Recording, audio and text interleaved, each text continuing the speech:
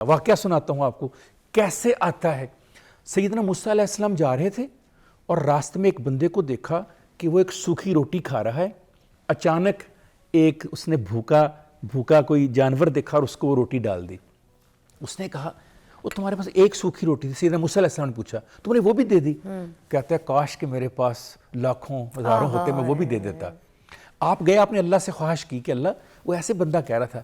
اللہ نے کہا کہ ٹھیک ہے آج سے موسیٰ میں تمہاری سفارش دینا شروع کر دوں گا. کو 5-10 سال کے بعد اسی راستے سے گزرے تو دیکھا وہ بندہ لاکھوں لوگوں کو کھانا کھلا رہا ہے, پیسے بانٹ رہا ہے. بڑے حیران ہوئے کہ 5-7 سال پہلے تو یہ سوکھی روٹی کھا رہا تھا. اس سے پوچھا تو جواب سنیے. کہنے لگا موسیٰ جب آپ نے مجھ سے پوچھا اور میں نے آپ کو خواہش کی آپ تو چلے گئے, میں رات سو گیا. صبح اٹھا تو میرے سرانے ایک درم پڑا ہوا تھا. میں اٹھا میں نے وہ درم لوگوں میں بانٹ دیا. اگلے دن رب نے 2 درم دے دیے, میں 2 بانٹ دیے.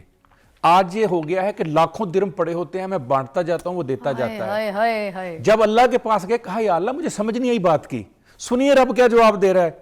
کہتا ہے موسیٰ میں اسے دے تو نہیں رہا, میں تو اس کا قرض لٹا رہا ہوں.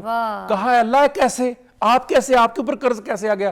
کہا جب میں نے اسے 1 درم دیا تو اس نے صبح اٹھ کر میرے نام پہ لوگوں میں بانٹ دیا, مجھ پہ قرض چڑھا دیا, میں نے ڈبل دے دیا, اس نے وہ مجھ پہ قرض. آج میں اس کو 10 لاکھ دیتا ہوں, وہ 10 لاکھ کا قرض میں تو روزانہ صبح اٹھ کے اس کا قرض اتارتا ہوں, وہ شام تک مجھ پہ قرض چڑھا دیتا ہے. خالق کے ساتھ قرض کا کاروبار شروع کریں, خالق کے کہنے کے اوپر لوگوں میں بانٹنا شروع کریں, مدد کرنے شروع کریں, ریوارڈ دینا شروع کریں. آپ دیکھیے کرم کیسے آپ کی